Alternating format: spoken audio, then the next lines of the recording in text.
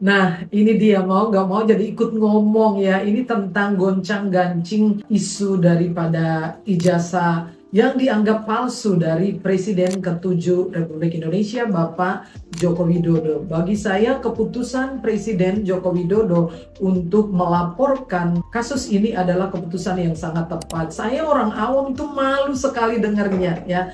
Saudara bayangkan bahwa seluruh dunia yang beradab ya mendengar gugatan ini bahwa presiden digugat baru pernah terjadi selama hidup saya 60 tahun hari ini tuh baru pernah tahu ada rakyat, ada bangsa yang menggugat presidennya dengan tuduhan ijazah palsu. Nah, saya tanya kalian, bagus yang mana? Ijazahnya asli tetapi korupsi dan merugikan negara ini dan tidak melakukan apa-apa bagi bangsa dan negara, tetap miskin rakyatnya, atau seorang pemimpin yang ijazahnya palsu tapi bisa berbuat apa-apa, bisa mensejahterakan rakyatnya. Bagus yang mana ya?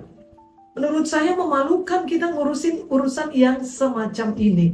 Apa kalian gak pikir ada hal lebih penting seperti seorang pria yang bernama Abdullah kemudian mendeklarasikan dirinya sebagai Imam Mahdi, sebagai suksesor daripada Nabi Muhammad, suksesor daripada Yesus Kristus, suksesor daripada Simon Petrus, Rasul Yesus Kristus. Nah, menurut kamu penting gak sih? Menurut saya ini penting sekali karena ini adalah tanda-tanda ya di mana teman-teman Muslim juga mempunyai keyakinan tentang kemunculan Imam Mahdi. Nah, mari kita bahas ini lebih penting, atau tentang bagaimana suatu hari listrik bisa padam di seluruh Eropa sehingga menimbulkan efek yang luar biasa, penerbangan tertunda, semua transaksi tertunda. Kebayang nggak kalau satu hari tiba-tiba itu terjadi? Dan menurut saya, prediksi saya sangat mungkin akan terjadi.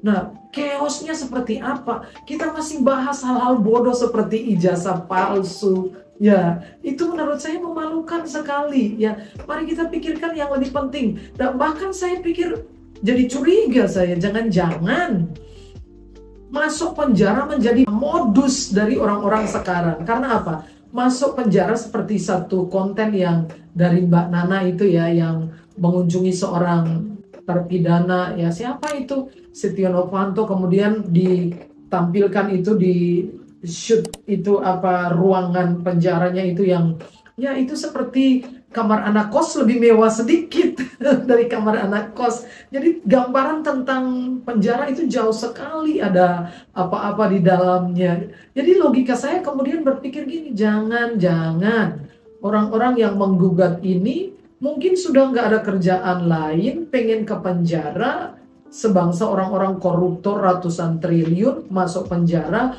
uang diinvestasikan di mana-mana, lalu dia di penjara, tidur bangun, makan 3 kali, ya tidur, dapat penginapan gratis, setelah 6 tahun, 10 tahun, keluar kan sudah kaya raya. Jangan-jangan lama-lama ini malah jadi modus ya. Jadi ada apa-apa dikasuskan, ada apa-apa dipermasalahkan ya. Kita bahas yang lebih penting ya.